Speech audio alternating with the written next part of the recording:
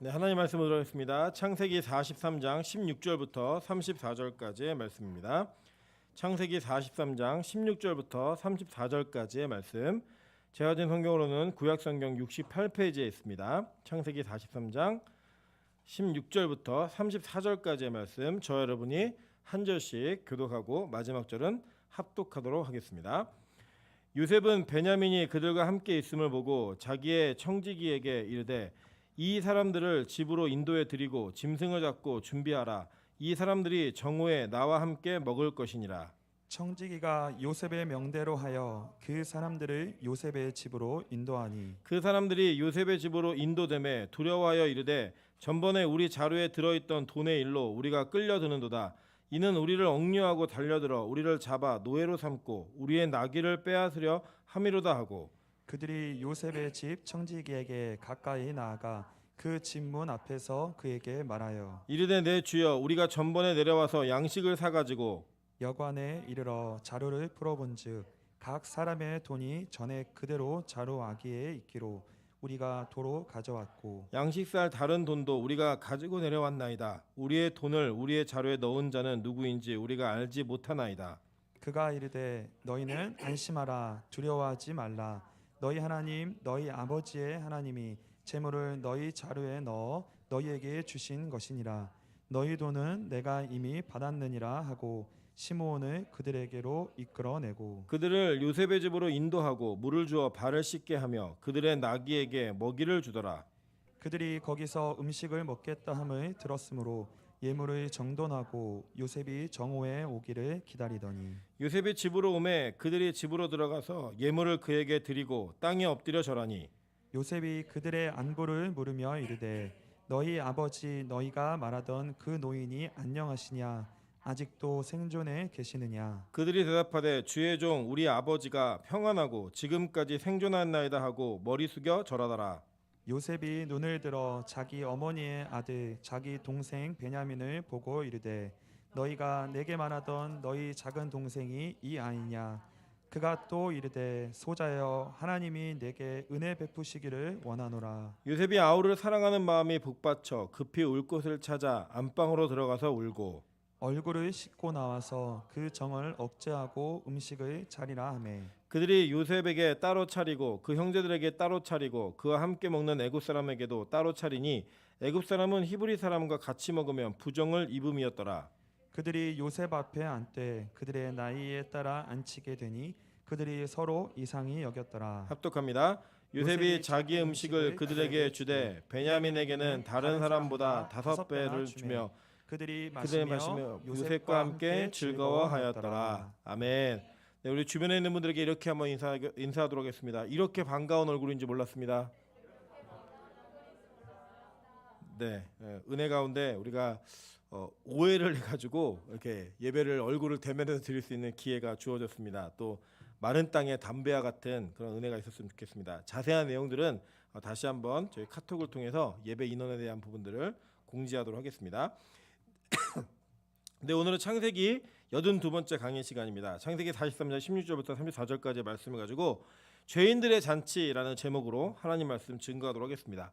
여러분, 이제 우리가 이 땅을 살다 보면요, 우리 이 땅에서 우리가 이해할 수 없는 일들이 벌어질 때가 참 많이 있습니다. 특별히 예수를 믿는 성도들에게 그런 일이 일어날 때가 참 많더라는 거예요. 근데 사실은 그렇게 예수 믿는 성도들이 우리 다른 인생들과 특별한 삶을 사는 게 아니더라고요. 보니까 같이 고난받고 같이 어려운 일이 있고 힘든 일이 있고 슬픈 일이 있습니다. 근데 그 있는 그 이유와 목적, 그것은 이 세상에 믿지 않는 자들의 목적과는 조금 다른 의미가 있었고요. 또 그 과정들을 통하여서 하나님이 마지막까지 인도하시는 길이 우리가 생각할 것과는 전혀 다른 것들로 인도하시는 여러 가지 경험들을 경험하게 되더라는 거예요.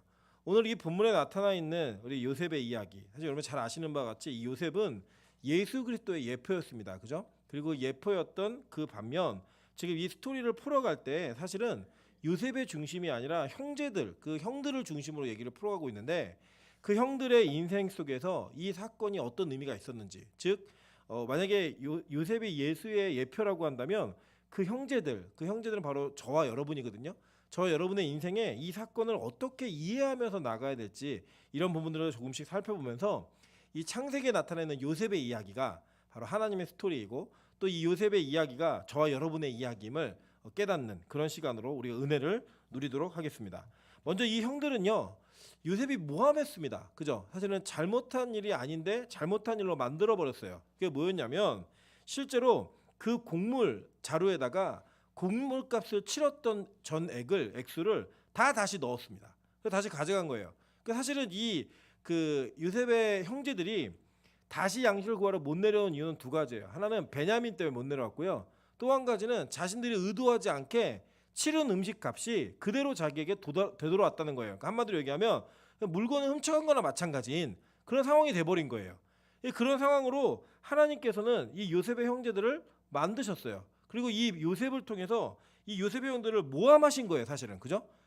우리가 다 잘못하고 살지 않잖아요. 그죠? 다 잘못하고 살지 않은데 잘못하지 않은 일을 잘못한 상황으로 만들어 놓으셨다는 거예요. 지금 여러분 가끔 우리 그런 생각 들지 않으십니까?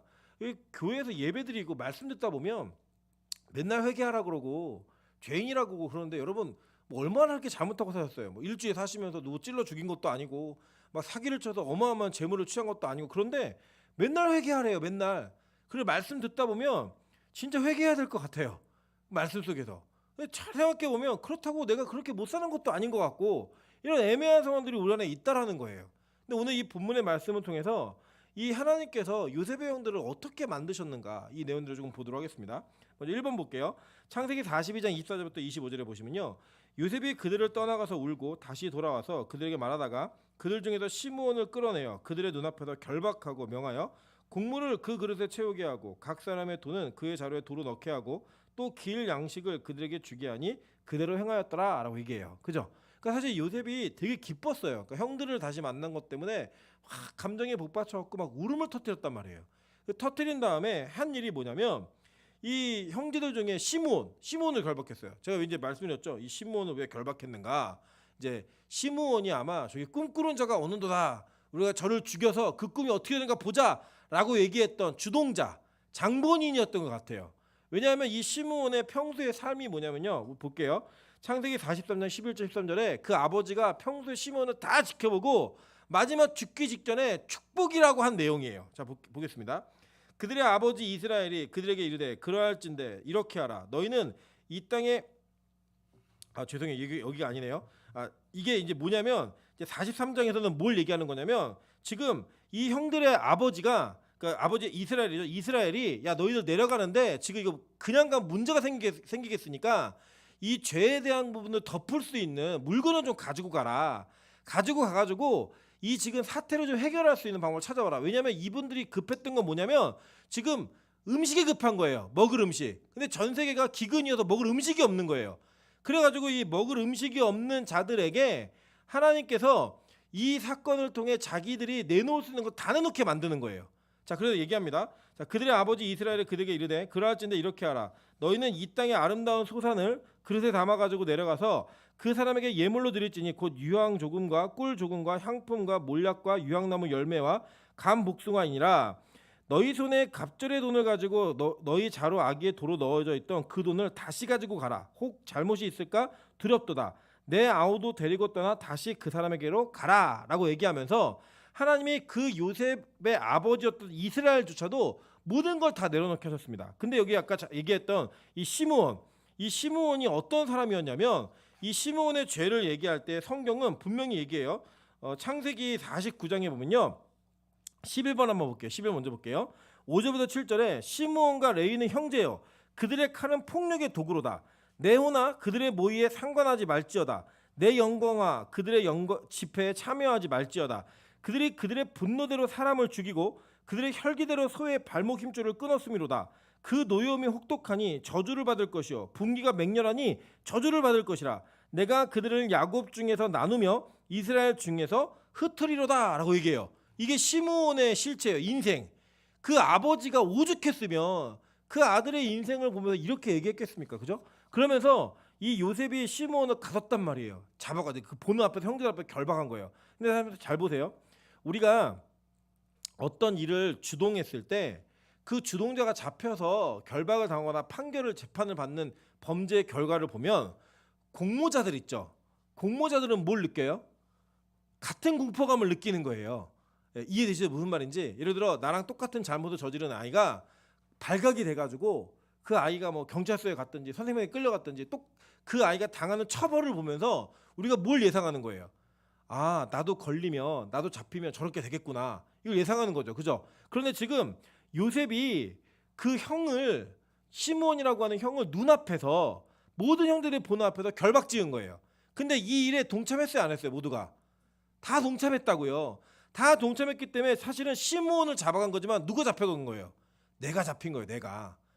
여러분, 우리는요, 죄의 결과에 어떤 모습들을 봅니다. 그 모습들을 보고 그 죄로 인해서 어떤 일을 당하게 되는지 우리 다 경험하게 돼요. 그리고 경험하게 되면서 남들의 그 죄의 대가를 치르는 걸 보면서 우리가 뭐가 찔려요? 아, 내가 저런 사람이었는데, 원래 내가 저렇게 되는 죄인이었는데 라고 하는 죄책감이 우리를 사로잡을 수밖에 없다라는 거예요. 그래서 실제로 한번 잘 보세요. 이 시므온은 자기가 실제로 잘못한 일 때문에 결박당한 건 아니에요. 그 순간 속에서는 명목이 뭐였어요? 너희들 정탐꾼이지? 막내 안 데리고 오면 너희들 무조건 정탐꾼이야. 그러니까 내가 너희들 막내 데리고 올 때까지는 의심하면서 잡아놓겠다, 이거였어요. 근데 이들 정탐하러 갔어요?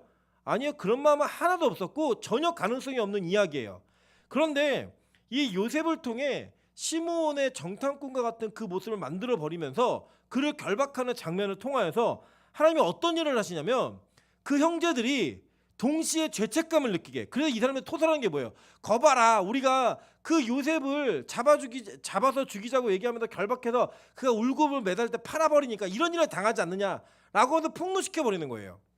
여러분, 때로는 하나님은 그렇게 하시는 것 같아요. 우리가 그렇게 잘못하지도 않은 것 같고 내가 거기에 그렇게 많이 걸리는 문제도 아닌 것 같은데 그 잘못을 시점으로 해서 우리가 이전에 정말 잘못한 죄악의 문제들, 이 죄악의 문제들을 토설하게 끌어내시더라는 거예요. 실마리로. 그래서 여러분, 어떤 사건이 여러분 찔림이 되고 말씀 가운데 찔림이 되는 문제가요, 실제로 여러분이 다 잘못해서 그런 게 아니에요.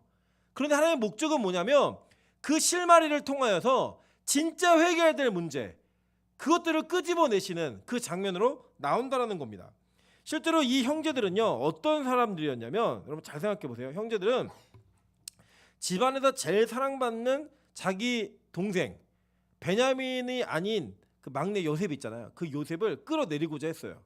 그리고 그 끌어낼 때 다 동참했던 이유가 무엇이었을까요? 저는 다른 거 아니라고 생각합니다. 그 요셉의 자리를 누군가 차지했어야 해요. 차지하고 싶었던 자들이 그 아이를 끌어내림으로 말미암아 자기가 그 자리에 올라가고 싶었던 거예요. 우리 인생에는요, 어떤 사람이 잘 되는 것을 마음껏 축복해주지 못하는 이유가 있습니다. 특별히 이제 한국 사람들 속담에는 뭐가 있죠? 사촌이 땅 사면 어디가 아파요? 배가 아파요. 그죠? 사촌이 땅 사면 좋아야 되는데 우리 주변에서 누군가 잘 되는 일을 우리가 그렇게 축하해주고 축복해주는 게 그렇게 흔쾌하게 되지 않더라는 거예요. 뭔가 찝찝함이 남고, 뭐 예를 들어 그러면 다 너나 나나 비슷한 것 같은데 갑자기 한 자매가 막 시집 간다 그러니까 막 열받는 거예요. 야, 쟤도 가는데 왜 나는 못 가지? 뭐 이런 느낌. 그죠? 그리고 또 한 사람이 또 떠나요. 그러면 하나님 어떻게 이럴 수 있습니까? 저 인간은 가는데, 제가 그러면서 막 얘기하는 거예요. 제 성형수술했다 막 소문내고, 그죠? 막 그 결혼식장에 가갖고 막 신부 험담하고 이런 것도 막 얘기하는 그 심리가 뭐예요? 내가 저 인간이 내가 못하는 거 하네, 끌어내렸으면 좋겠다, 이거 아니에요? 그런 마음이 우리가 다 있었다라는 거예요. 그 있는 마음으로 사실은 그들은 이 땅에서 높아지는 것에 관심이 많았던 사람들이에요. 그래가지고 뭐가 화나는 거냐면 이런 겁니다. 안 그래도 그 요셉이 미워 죽겠는데 요셉이 와가지고 얘기를 하는 거, 꿈 얘기를 하는데, 꿈 얘기가 뭐냐? 형들이 나한테 절하던데요? 안 그래도 지금 집안에서 지금 제일 높은 자리잖아요. 제일 귀한 자리에 있는 그게 열받아 죽겠는데 와갖고 하는 말이, 형들의 볕단이 나한테 절을 하대요. 아버지하고 형들의 별들이 저한테 절을 하던데요? 이 얘기를 하는 거예요. 그러니까 야, 저 인간 끌어내리자. 내가 저 인간이 있으면 저길 못 가게 생겼으니까 저를 끌어내려가지고 내가 그 자리를 차지해야겠다 라고 하는 마음으로 우리의 마음이 높아지는 마음이 항상 있는 거예요. 그게 안 되니까 힘든 거예요. 예전에 나보다 뭐 고등학교 때 공부도 못했는데 돈을 더 잘 버는 그 동창을 만나고 와서 막 속상하고, 옛날에 나보다 훨씬 더 안 된 것 같은 애였는데 시집 잘 가가지고 좋은 차 타고 동창에 나타난 것 때문에 열받고, 나는 그냥 거적대기 같은 옷 입고 갔는데 민크 코트 입고 나오는 나보다 옛날에 못 살던 가난한 아이를 보면서 화가 나고, 신학생 때 공부보다 더 못하는 것 같은데 더 좋은 사역을 하고 있는 걸 보면서 열받고, 이게 다 우리 마음 가운데 있는 거 아니에요? 그래서 하는 행위가 뭐냐? 죽이는 거예요. 상대방을 죽이는 거예요. 그래서 여러분 사실 이 한국 사회의 뒷담화 진짜 안 좋은 겁니다. 그러니까 사람들의 뒤를 얘기하고 자꾸 앞에서 못하는 얘기를 뒤에서 해가지고 그 사람을 어떻게든 깎아내리는. 그러니까 제가 볼 때는 이렇게 칭찬하고 뭔가 얘기하는 문화가 없어요. 그래서 우리는 겸손이라고 하는 이 미덕을 가장해서 우리 자신을 감추는 일에 아주 익숙해진 민족입니다. 제가 좀 인사이트 있는 그 내용들을 봤는데요. 우리나라에서 야구하던 선수들이 보통 게임을 잘하고 나서 인터뷰를 하면 이렇게 해야 된대요. 포수가 잘 해줬고 또 유격수들이 수비가 잘 봐줬고 이래가지고 내가 오늘의 승리를 거둘 수 있었습니다. 그런 내용과 태도를 가지고 미국에 가가지고 그 메이저리그에서 공을 잘 던지고 그렇게 얘기했더니 사람이 다 와서 질책하더라는 거예요. 너 그렇게 하지 마. 그렇게 하면 안 돼. 네가 가지고 있는 장점을 얘기를 해. 오늘 제 공 중에 직구가 정말 잘 들어갔습니다.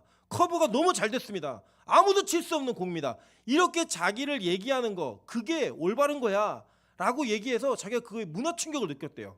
우리나라의 야구 선수들이.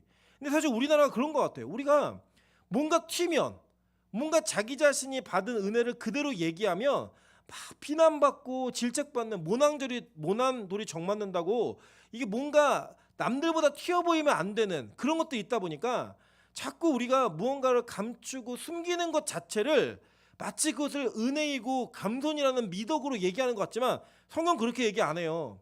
성경은요 받은 말씀들을 그대로 얘기하라고 말했고요. 우리가 하나님으로 받은 은혜를 증거하면서 하나님을 증거하라고 했어요. 그러니까 물론 우리 자신을 얘기하는 건 혼나야 돼요. 그거는 이제 말해서는 안 되는 거지만 여러분에게 일어났던 하나님의 사건들 이런 은혜들 있잖아요. 얘기하셔야 돼요. 그래서 아까도 우리 강사님이 저희 부탁하더라고요.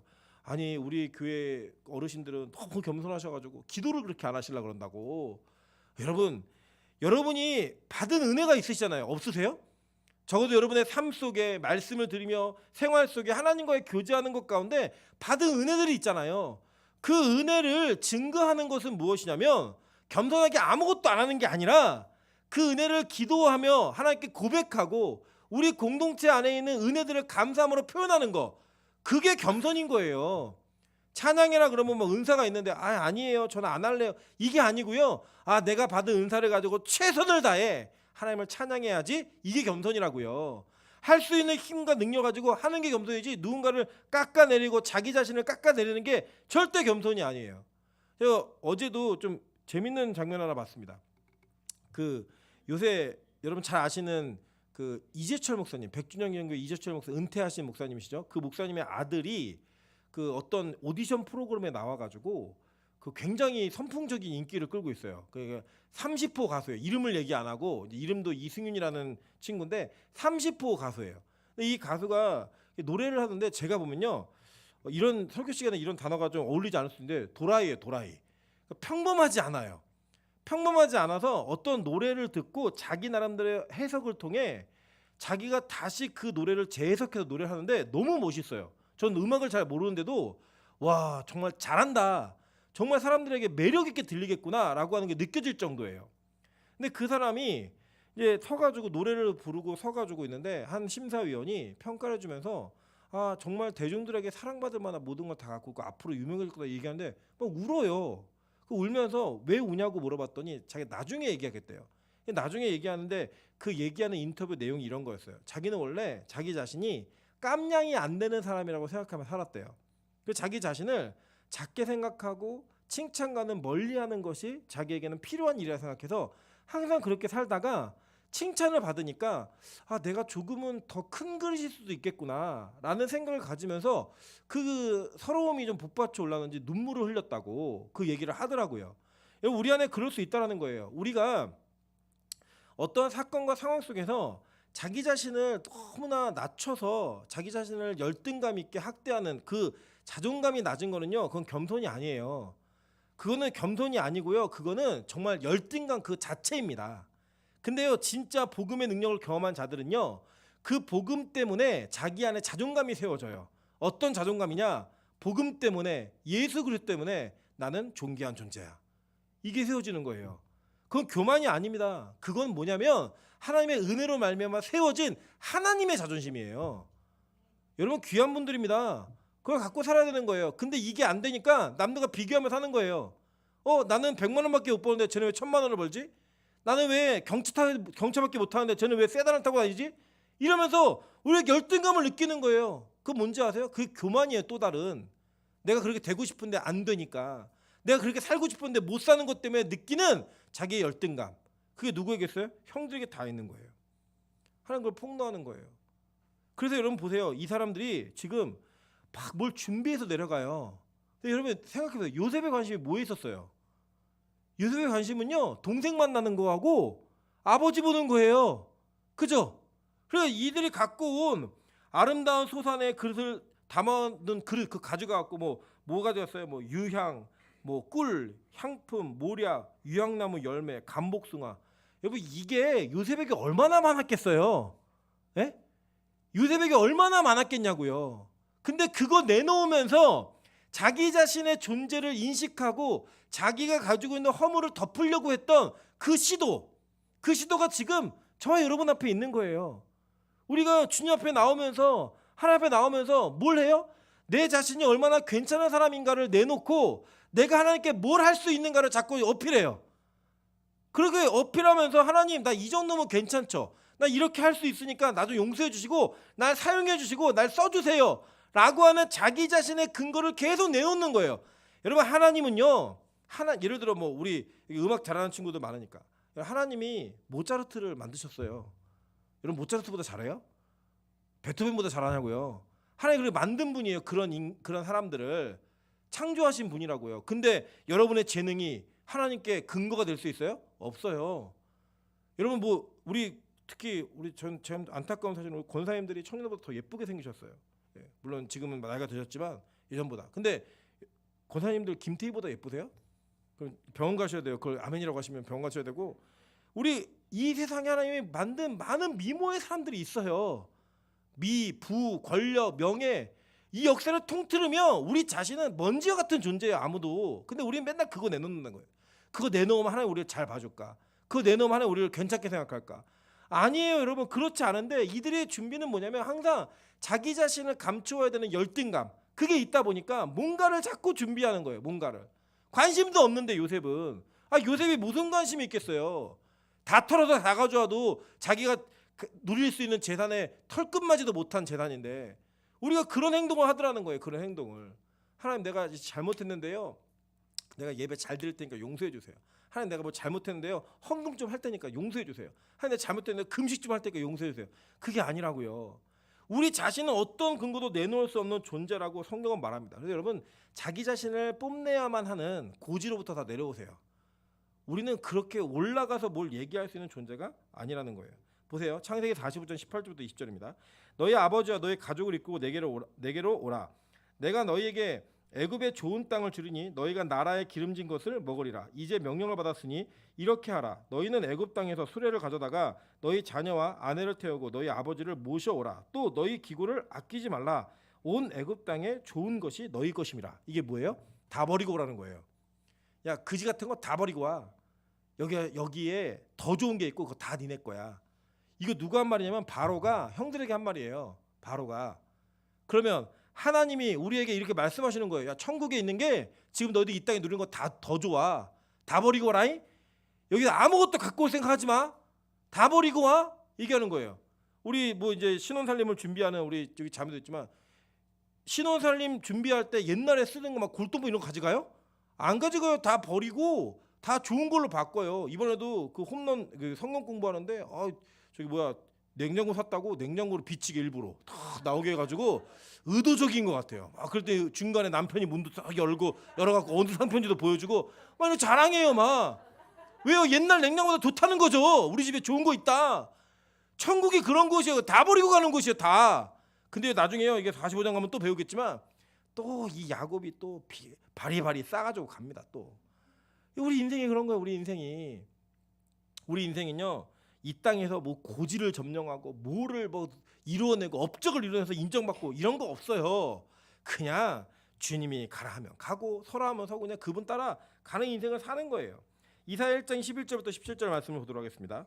여호와께서 말씀하시되 너희의 무수한 재물이 내게 무엇이 유익하뇨? 나는 수장의 번제나 살찐 짐승의 기름에 배불렀고 나는 수송아지나 어린 양이나 숫염소의 피를 기뻐하지 아니하노라.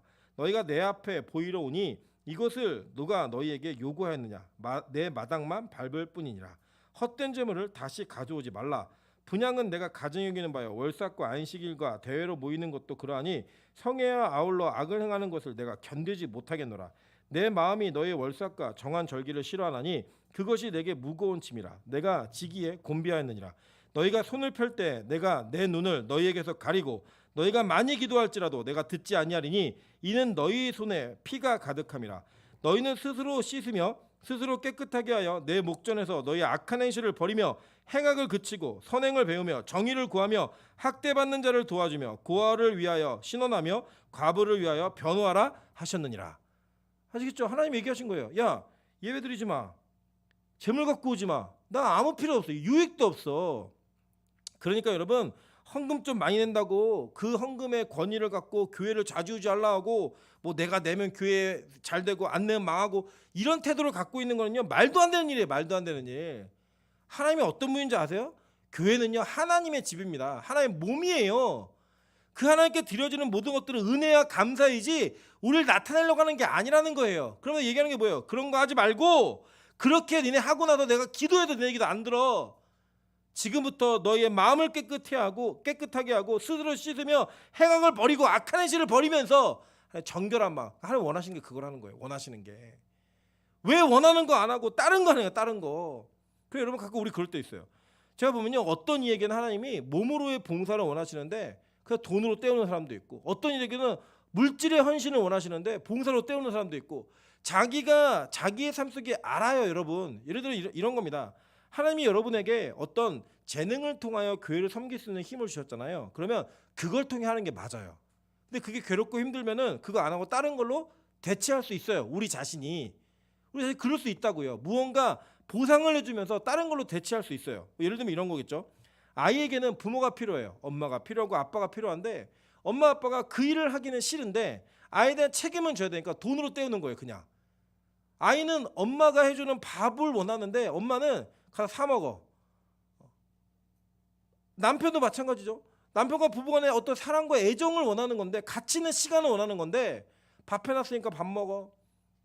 나 어디 갔다 올 테니까 혼자 잘 놀아. 이렇게 우리가 대체하는 것처럼 우리의 삶 속에서도 또 하나님과의 관계 속에서도 다른 방향으로 대체하는 것들, 원하지도 않는 것들을 기대하며 나가는 것이 많더라는 거예요. 심지어 보세요. 말라기 1장 7절부터 11절입니다. 너희가 더러운 떡을 나의 제단에 드리고도 말하기를 우리가 어떻게 주를 더럽게 하였나이까 하는도다. 이는 너희가 여호와의 신탁은 경멸히 여길 것이라 말하기 때문이라. 만군의 여호와가 이르노라. 너희가 눈먼 희생제물을 바치는 것이 어찌 악하지 아니하며 저는 것 병든 것을 드리는 것이 어찌 악하지 아니하냐.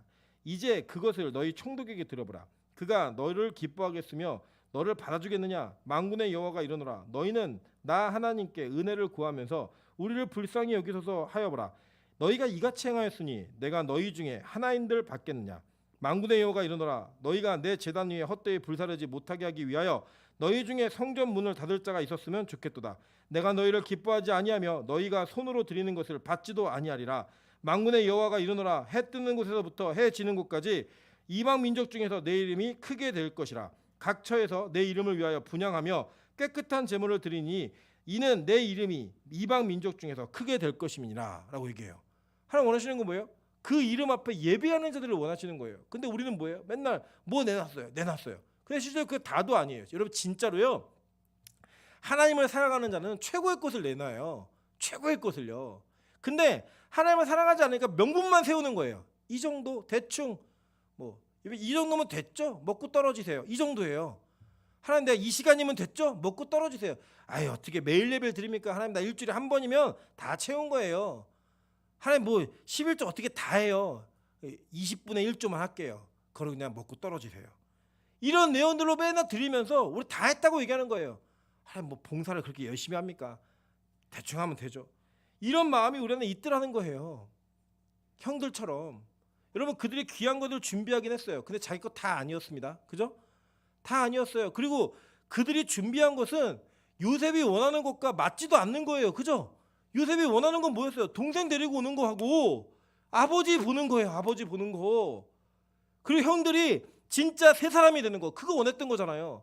그거 원하는 건데 얘네는 자꾸 다른 걸로 대체하려고 하니까 아는 거예요. 그러니까 하나님이요, 그거를 말할 수밖에 없는 환경으로 이끌어 가시는 거예요. 딱 갔는데 얘는 목적이 뭐예요? 음식 사러 온 거잖아요.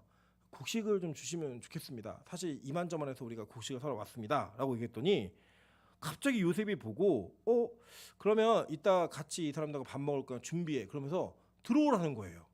여러분, 이때 두려움이 있죠, 그죠? 들어오라 할 때 두려움. 예전에 제가 이제 신학교 다닐 때인데 전도사 때인데 저희 집에 여호와 증인 두 분이 오셨습니다. 오셔갖고 이제 똑똑 오셨길래 저한테 물으시는 거예요. 여호와의 이름이 뭔지 아시냐고. 안다고. 그랬더니 뭐냐고 대답하고, 왜 주일날 예배 드시냐? 안다고. 그걸 왜 얘기했어요? 그랬더니 이제 그분이 하늘에 계신 뭐 아버지의 이름 뭐 이런 막 얘기하길래, 그래서 제가 질문을 몇 가지 드릴 테니까 이렇게 받으시라 그러면서 제가 그분들이 대답할 수 없는 질문을 몇 가지 드리면서 성경 구절을 대면서 물었어요. 그리고 들어오시라고 했더니 안 들어온대요. 싫대요. 들어오시라고, 괜찮다고, 들어오시라고 앉아서 얘기하시라 했더니 안 들어온대요. 안 들어오시더니 제가 그때 알았어요. 저희 집에 스티커를 붙인대요. 스티커를 붙이면 이제 거기는 더 센 사람이 오지 않으면 이제 안 논대요, 거기는. 그래갖고 이제 스티커가 붙어 있는 걸 발견을 했어요. 그래갖고 안 들어오신대요. 들어온 거예요. 들어가면은 전도 당할까봐. 그래 묻더라고요. 목사님이세요? 아니, 전도사입니다. 그랬더니 그 가더라고요. 그런 두려움이 여기 있는 거, 이 사람들이 지금 끌려 들어가는. 그리고 큰일 났다. 분명 우리 덮쳐가지고 우리 노예 삼을 것 같아. 어떡하지? 막 이러면서 그때부터요, 뭘 하느냐? 묻지도 않은 말을 하는 거예요. 사실은요, 우리가 가는데 자루에 곡식 그 산돈이 있더라고요. 근데 우리 이거 누가 넣는지도 모르고 그래서 다시 갖고 왔습니다. 이게 하는 거예요. 몰라요, 이 사람은 지금. 물론 청지기가 요셉의 지시에 따라 그 일을 했기 때문에 그 내용을 다 알았어요. 알았지만 거기에 물을 생각이 하나도 없었다고요. 하나도 없었는데 막 얘기하는 거예요. 사실은요, 이게 그렇게 된 게 아니고 우리가 하려고 했다. 이게 어떻게 된지 모르겠지만 이 돈이 들어가 있더라고요. 말도 안 되는 변명을 막 계속 얘기하고 있는 거예요. 그죠? 이게 바로 우리가 하나님 앞에 섰을 때 모습인 거예요. 자, 우리는요, 이 땅에서 죄악을 짓고 삽니다. 그죠? 죄악을 짓고 사는데 그 죄악을 지은 자들 앞에 마지막 심판이 반드시 준비가 돼 있어요. 근데 막 앞에 있는 거예요. 뭐가 있냐면 이제 우리가 이제 심판을 받을 거예요. 이제 제 상상이에요. 진짜 이렇게 되는 건, 천국이 다 이렇게 되는 건 아니지만 상상이에요. 계시 의존 사색 딱 있는데 쭉 줄 서서 대기하고 있는데 앞에 있는 한 죄인이 그의 죄가 막 폭로 당하는데 막 영상 자료 이런 거 다 떠요. 주님이 보여줘, 그러고 싹 보여주고 증인들 다 불러와 다 증언해요. 막 저 인간이 거짓말했습니다 그때. 그러니까 갑자기 판결 딱딱 지옥 딱 떨어지고 막 비명 소리 막 나는 거예요. 그래서 앞에 축축 막 있는 거예요. 여러분, 그래야 어떤 사람이 속여요. 저는 그런 사실이 없습니다. 그랬더니 막 그냥 음성 자료, 영상 자료 다 들려요. 다 들려지게 막 보여주는 거예요. 딱 그러고 나서 여러분의 차례가 딱 됐을 때 여러분 어떻게 하실 것 같아요? 거기서 숨기실 것 같아요? 거기 숨기실 거. 제가 예전에 어떤 일이 있었냐면, 저희 친구하고 저하고 둘이 이렇게 장난을 치다가 이렇게 학교 벽을 타는 걸 했어요. 막 달려갖고 막 높이 올라가기 이런 거 했는데, 그랬더니 이제 애들이 막 다 도전하기 시작한 거예요. 거기에 막 도전하고 막 학교 벽을 밟으면서 올라가고 있는데 선생님이 보고 저희 둘을 잡았어요. 저희도 잡아가지고 저희 둘 보고 엎드리고, 나머지 다 도망갔어요. 다 도망갔는데 엎드려 뻗쳐 그러더니 이렇게 팍 때리시더니 같이 장난친 놈들 다 이름 대라고 얘기한 거예요. 그러니까 저는 또 남자니까 못 되겠습니다, 전 모릅니다 그랬더니 제 친구가 저도 못 됩니다 그랬더니 엎드려 그러더니 한번 팍 때려. 너무 아픈 거예요. 그래갖고 선생님 다시 대 그랬더니 저는 못 되겠습니다 그랬더니 친구한테 너 얘기해봐 그랬더니 저는 못 하겠습니다 그랬더니 다시 선생님이 엎드려 그랬더니 제 친구가 사실은요, 누구 1반에 누구 2반에 누구 3반에 누구 다 보는 거예요. 왜? 너무 아프니까, 고통이 너무 심하니까 묻지도 않는 말을 막 다 하면서 얘도 있었나 막 이러면서 계속 계산하는 거예요. 그게 우리 인간이에요. 여러분, 만약에 우리가 심판대 마지막에 서시잖아요. 우리 앞에서 적나라하게 모든 심판을 받는 걸 다 보면서 우리는 우리 자신의 모든 죄를 자백하고 토설하게 되어 있습니다. 자, 보세요. 마태복음 17장 5절부터 7절입니다. 말할 때 호련히 빛난 구름이 그들을 덮으며 구름 속에서 소리가 나서 이르시되 이는 내 사랑하는 아들이요 내 기뻐하는 자니 너희는 그의 말을 들으라 하시는지라. 제자들이 듣고 엎드려 심히 두려워하니 라고 얘기해요. 우리 두려워요. 하나님의 진짜 그 영광스러운 모습을 예수 그리스도를 보게 되잖아요. 그럼 우리 정말 두려운 가운데 사로잡히게 되어 있습니다. 너무 고귀하고 정결하고 깨끗한 그 공의의 하나님을 만나게 되면서 그 예수를 경험하게 되면서 우리는 느끼는 감정이 와가 아니라 너무 두렵다. 왜냐? 우리가 죄악이기 때문에. 우리 자체가 죄이기 때문에. 그런데 이제 예수님이 얘기하는 거예요. 두려워하지 마 라고 얘기하시는 거예요. 근데 보세요. 에스겔 12장 16절입니다. 우리 다 같이 한번 읽어볼까요? 에스겔 12장 16절 시작. 협병에서 벗어나게 하여 그들의 이르는 이방인 가운데에서 자기의 모든 가증한 일을 자백하게 하리니 내가 여호와인 줄을 그들이 알리라. 로마서 14장 11절부터 12절입니다. 기록되었으되 주께서 이르시되 내가 살았노니 모든 무릎이 내게 꿇을 것이요 모든 혀가 하나님께 자백하리라 하였느니라. 이러므로 우리 각 사람이 자기의 일을 하나님께 직고하리라 라고 얘기했어요. 이게 뭐냐? 우리가요 그 하나님 앞에서도 마지막 심판을 받게 되면 형벌이 바로 눈앞에서 벌어지는 거예요. 지옥과 천국이 막 결정되는 거예요. 그러니까 그 앞에서 여러분이 그동안 지었던 죄, 생각나는 모든 죄들을 다 자백하게 되어 있는 거예요. 하나님, 사실은요 제가 이러이러한 죄를 지었습니다.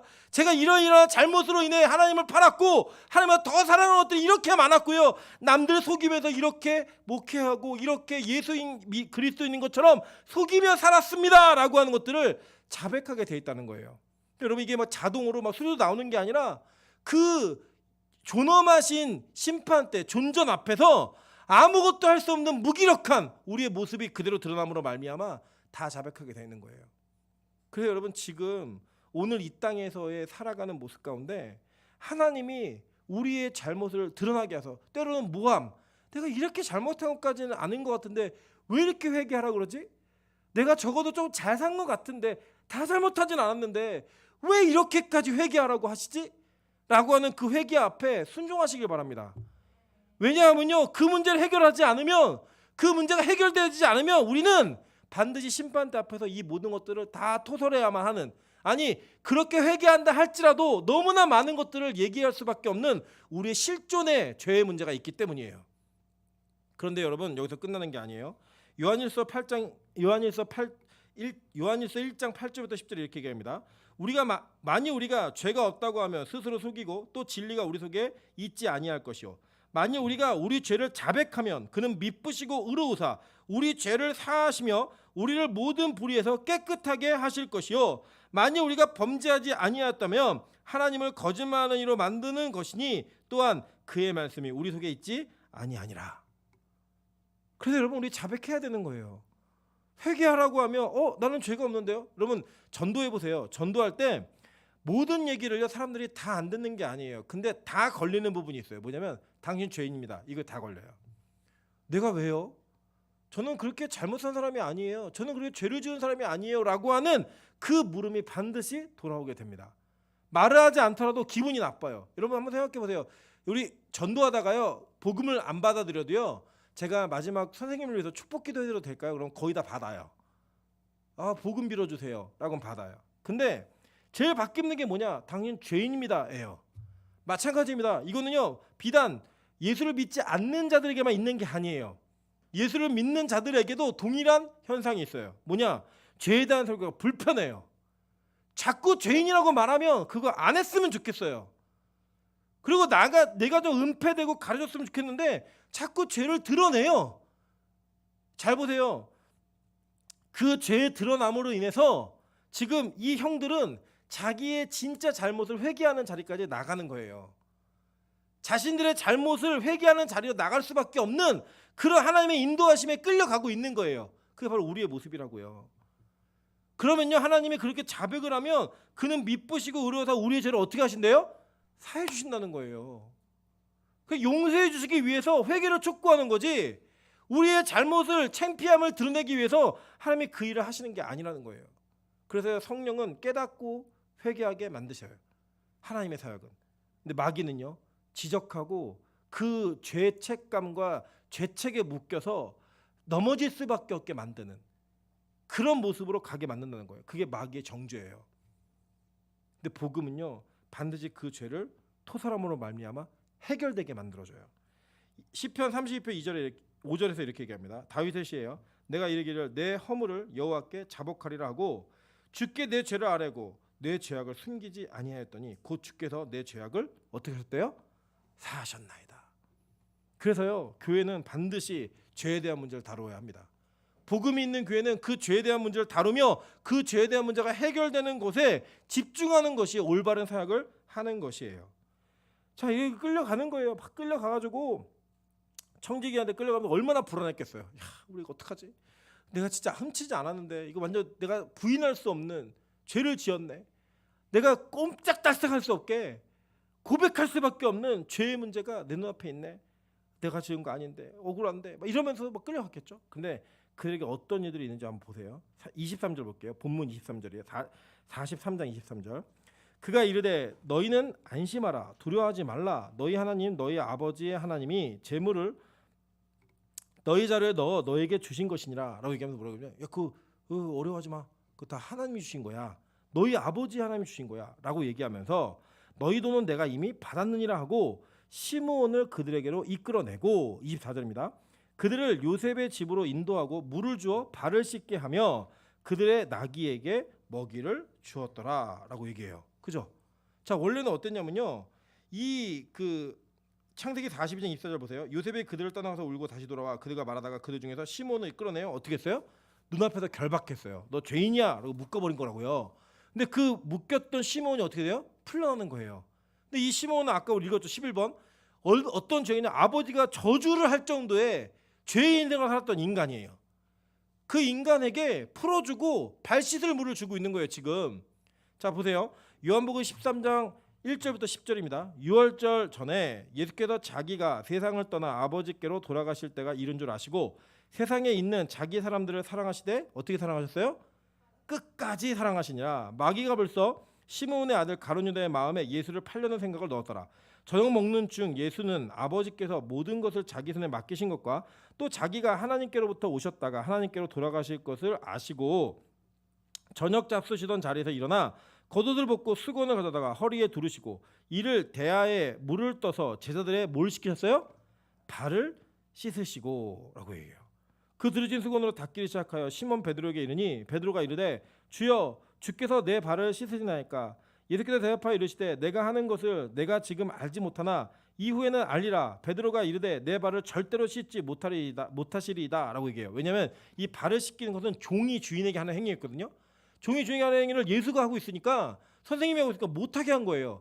아, 예수님 저도 이거 안 돼요. 부담스럽습니다 라고 얘기했더니 예수님이 예수께서 대답하여 이르시되 내가 너를 씻어주지 아니하면 내가 나와 상관이 없느니라 라고 얘기해요.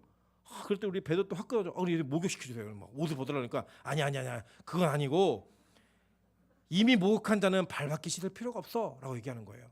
그러니까 잘 보세요. 이미 시므온을 풀어줄 때 그 요셉은 시므온을 용서한 거예요. 그죠? 시므온 풀어줄 때. 그리고 뭘 씻겨요? 발을 씻기는 거예요. 발을 씻을 물을 주는 거예요. 발 씻어요. 형들 다 발 씻으세요. 이거 해주는 거예요. 왜냐? 이미 요셉은 그 마음에서 이 모든 것을 하나님께서 하신 줄 아시고 시몬을 용서한 거예요. 용서하고 끌어내어서 풀어주고 발 씻을 물을 주셨던 발 씻을 물을 준 그 요셉의 모습이 신약의 진짜 성취되는 예수의 모습에서는 직접 그 예수가 우리 죄인들의 발을 씻기는 아셨다니까요. 이 발을 씻기는 제자 하나하나가 다 십자가 앞에서 도망갈 줄 아셨어요. 그 발 가지고. 근데 그거 씻기시는 거예요. 여러분, 예수님이 저와 여러분이 잘할 거를 믿으시면서 용서해 준다고 생각하십니까? 저 아니라고 생각해요. 예수님은요, 저와 여러분이 잘못할 걸 또 아세요. 아시면서도 속아주시는 거예요. 아시면서도 씻어주시는 거예요. 왠지 아세요? 자기 사람이기 때문에 끝까지 사랑하시는 거예요. 제가 어제도 설교 준비를 하는데 말씀의 은혜가 너무 있는 거예요. 저희 아내가 들어왔길래 제가 얘기했어요. 여보, 내가 좋은 설교자가 맞을까? 그때 왜 그래? 그냥 내가 좋은 설교자로 살 수 있을까 끝까지? 왜 갑자기 그래? 뭐 잘못한 거 있어? 아니, 그냥 은혜가 돼서. 말씀이 너무 무거워서. 여러분, 실제 우리 그렇다는 거예요. 주님이 저를 아세요. 여러분이 저를 아시는 것보다 훨씬 더 많이 아세요. 아니, 속속들이 다 아세요. 그래서 주님은 앞으로 제가 목회를 하면서 얼마나 주님을 신뢰하지 못하고 배반할지 이미 알고 계세요. 그런데 그 아시면서도 저에게 말씀을 맡기세요. 주님은 제가 목회하는 과정 가운데 얼마나 많은 죄를 지을지 아세요.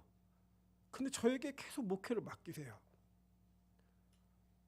그게 저는 너무나 부담스러운 거예요.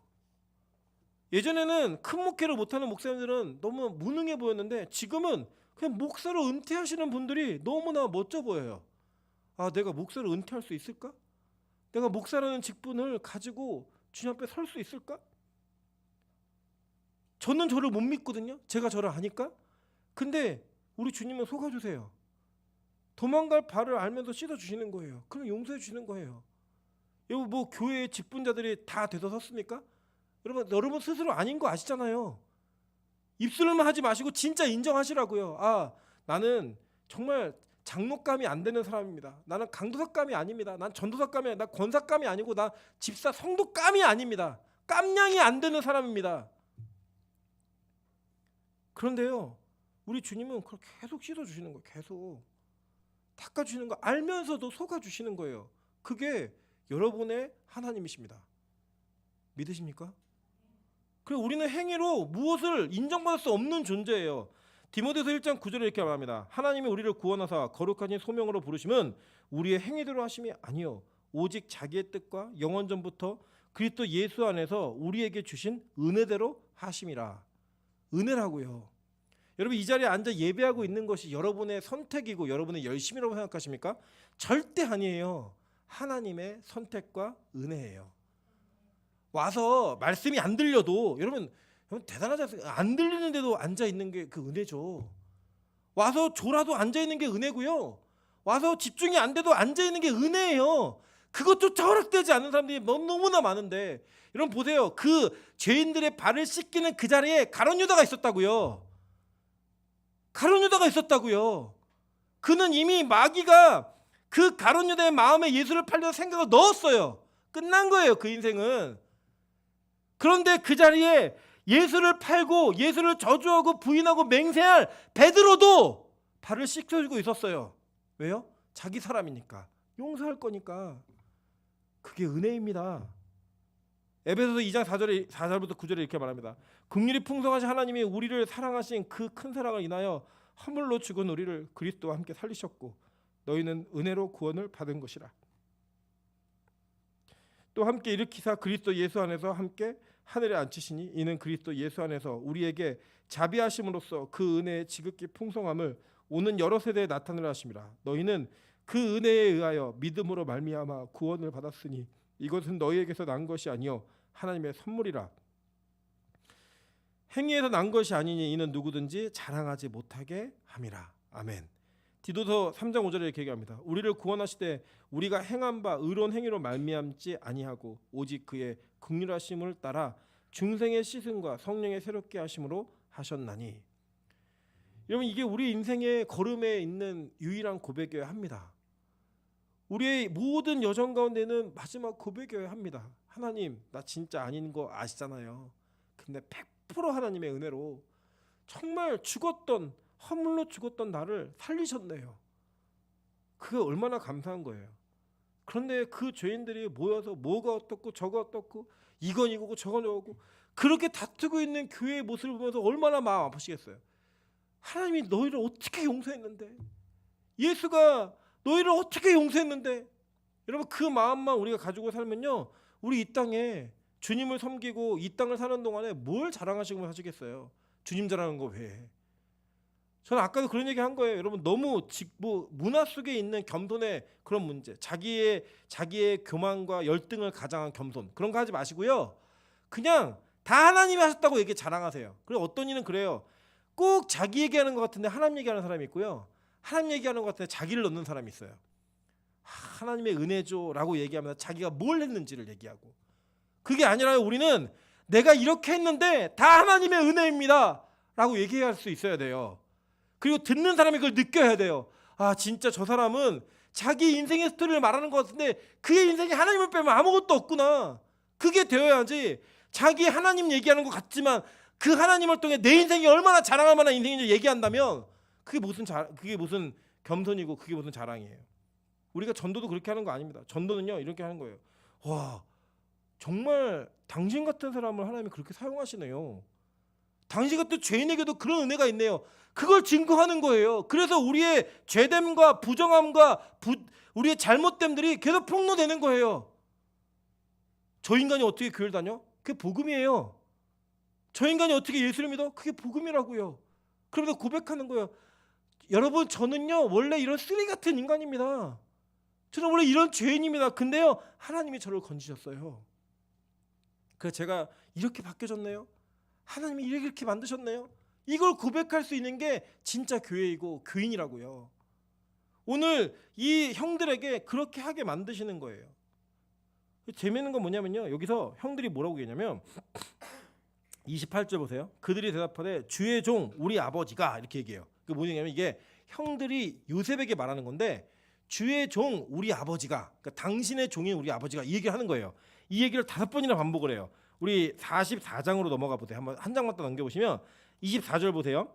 44장 24절에 우리가 주의 종 우리 아버지에게로 라고 얘기해요. 27절 한번 보세요. 주의 종 우리 아버지가. 30절 보세요. 아버지 생명과 얘기하면 이제 내가 주의 종 우리 아버지에게로 얘기해요. 그죠? 그리고 또 31절 보세요. 아버지가 아이의 없음을 보고 죽으리니 이와 같이 되면 종들이 주의 종 우리 아버지가 라고 얘기하면서 5번이나 형들이 요셉에게 주의 종 우리 아버지가 얘기를 해요. 지금 이 형들의 말에 의해서 뭐가 결정되는 거냐면, 아버지와 아들이었던 요셉의 관계가 아들이 주가 되고 아버지가 종이 되는 관계를 얘기해주고 있는 거예요. 이게 어디 나왔어요? 2번째 꿈에. 그죠? 첫 번째 꿈은 형들이 처음에 요셉을 만나고 절하면서 이루어졌어요. 그죠? 2번째 꿈이었던 해와 달과 별들이 라고 할 때 해와 달은 아버지 어머니였잖아요. 그 아버지 어머니가 그 요셉의 종이 되는 것을 형들의 고백을 통해 하나님 꿈을 이루시는 거예요. 그래서 여러분, 하나님 말씀하신 건 반드시 이루어집니다. 나중에 보세요. 창세기 37장 9절부터 11절, 처음에 요셉이 그 꿈을 얘기했을 때 아버지가 그 얘기를 듣고 나서 뒤에 뭐라고 얘기했냐면, 아버지가 그를 꾸짖고 그에게 이르되 내가 꾼 꿈이 무엇이냐, 나와 내 어머니와 내 형들이 참으로 그 땅에 가서 엎드려 내게 절하겠느냐. 그의 형들은 시기하되 그 아버지는 그 말을 어떻게 했어요? 간직해 두었더라 얘기해요. 그죠? 왜냐하면 그는 이미 이 야곱 자체가 할 수 없는 형의 그 장자권을 뺏어서 하나님의 축복을 받아가지고 형의 장자권과 축복을 자기로 온 걸 경험한 사람이잖아요. 그러니까 이걸 마음에 둔 거예요. 근데 그게 이루어지는 거예요. 그 여러분, 자격 없는 자, 그리고 우리가 인간 세계에서는 불가능하다고 생각되는 관계 속에 하나님이 명령하시고 원하시는 것이 있으면 반드시 됩니다. 믿으십니까? 진짜 돼요. 그래서 여러분, 우리 오늘도 우리 수아하고 찬수가 예배를 드렸는데 저 아이들을 함부로 대하지 마세요. 어떤 사람이 될지 몰라요. 우리가 나중에 저 훌륭하신 목사님 2분에게 안수를 받을 수도 있어요. 기도해달라고. 노년에 우리 권사님도 돌아가실 때 임종립을 누가 드리겠어요? 우리 막 청년들 무시하고 그러지 마세요. 여기서 또 알아요. 뭐 사모가 나오고 목회자가 나와가지고 막 집회하면서 여러분의 임종립을 들어줄지 모르는 일이에요. 이거는 하나님이 원하시면 된다는 거예요. 지금 여러분의 형편이 어떻다고 해서 여러분 절대로 낙마하거나 낙심하지 마세요. 하나님의 일은 어떻게 이루어질지 몰라요. 그걸 믿으며 가는 게 믿음이에요. 신뢰고요. 그걸 이제 보는 거예요. 요셉이 이걸 다 듣는 거예요. 이거 성경은 이거를 적나라하게 기록하는 거예요. 그런데요, 이 형 시므온 풀어주고 형들 다 인도와 발 씻기고 그거 난 다음에 뭐 하는 줄 아세요? 아버지의 안녕을 묻고 난 다음에 잔치에 초대를 해요. 그 잔치 초대할 때 보니까요, 어떻게 했냐면, 물론 이제 그 베냐민 보고서 막 복받쳐 올려갖고 안방 가서 막 울어요. 막 울고 나서 다 와가지고 눈물 닦고 와가지고 다시 앉히는데 형들을 나이 순서대로 쭉 앉히는 거예요. 막 이상한 거예요. 이상하네. 이 사람이 우리의 형제 관계 어떻게 알지? 그것도 많잖아요. 예, 11명이나 되는 1번, 2번, 3번, 4번 다 있고 탁 잘 앉히니까 놀란 거예요. 그러면서 잔치를 베푸는 거예요. 근데 여러분 보세요. 이 죄인들이, 요셉을 팔았던 죄인들이 이 잔치에 참여할 자격이 있어요? 없는 인간들이 하나도. 그리고 진정으로 사과를 한번 해봤어요? 아니요, 하나도 한 게 없어요. 그런데 그냥 요셉이 다 용서하고 요셉이 다 발 씻겨주고 요셉이 잔치자 다 차려놓고 거기 초대해가지고 그 잔치 자리에서 같이 기쁨을 누리는 것을 통해 먹고 마시며 즐기며 행복함을 누리는 거예요. 이게 죄인들의 잔치예요. 그죠? 그 죄인의 잔치가 저와 여러분에게도 있는 잔치인 거예요. 여러분이 정말 진정으로 회개하셨으면요, 이렇게 살면 안 돼요. 저도 마찬가지고 우리 모두가 여지껏 회개한 내용을 진짜 회개했다면 우리 그렇게 살면 돼요? 또 짓고 있잖아요. 또 그렇게 살고 있잖아요. 그렇게 사는 우리들에게 하나님 아무 조건 없이 다 용서해 준 거예요. 발시켜주고 심지어는 잔치에 초대해서 그 잔치에서의 기쁨을 누리게 하시는 거예요. 여러분, 그게 복음입니다. 보세요. 이사야 25장 6절부터 8절입니다. 만군의 여호와께서 이 산에서 만민을 위하여 기름진 것과 오래 저장하였던 포도주를 연회를 베푸시리니 곧 골수가 가득한 기름진 것과 오래 저장하였던 맑은 포도주를 하실 것이며 또 이 산에서 모든 민족의 얼굴을 가린 가리개와 열방에 덮긴 덮개를 제하시며 사망을 영원히 멸하실 것이라. 주 여호와께서 모든 얼굴에서 눈물을 씻기시며 자기 백성의 수치를 온천에서 제하시리라. 여호와께서 이와 같이 말씀하셨느니라. 여러분, 이사야를 보면요, 이사야는요 맨날 죄진 인간들에 대한 고백을 하게 만드는 거예요. 이게 얼마나 악한 인간인지를 고백을 해요. 악한 인간인지를 막 얘기해줘요. 그리고요, 하나님 스스로 용서하시는 거예요. 스스로 용서하시고 이 잔치에 참여하시는 거예요. 맑은 포도주, 기름진 거, 오래 저장하였던 맑은 포도주 다 내놓고 잔치에 참여해서 그 수치를 다 멸하게 제하게 하시는 그 은혜, 그게 구약에 예언되어진 복음이었다고요. 구약에 실현되어진 복음이었다고요. 누가복음 14장 21절 24절입니다. 종이 돌아와 주인에게 그대로 고하니 이에 집주인이 노하여 그 종들에게 이르되 빨리 시내의 거리와 골목으로 나가서 가난한 자들과 몸 불편한 자들과 맹인들과 저는 자들을 데려오라 하시니라. 이게 뭐냐면요, 이 주인이 잔치를 벌였어요. 임금이 잔치를 벌려놓고 초청된 자를 불렀더니 나 지금 땅 사가지고 이거 못해요.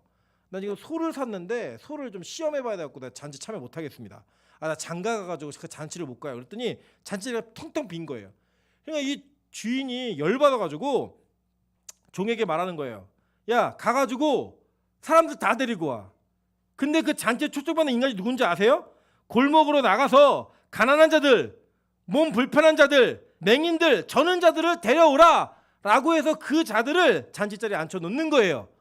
그리고 우리는 누구예요? 다 가난한 자들, 몸 불편한 자들, 맹인들, 저는 자들, 그 중에 우리가 다 있는 거예요.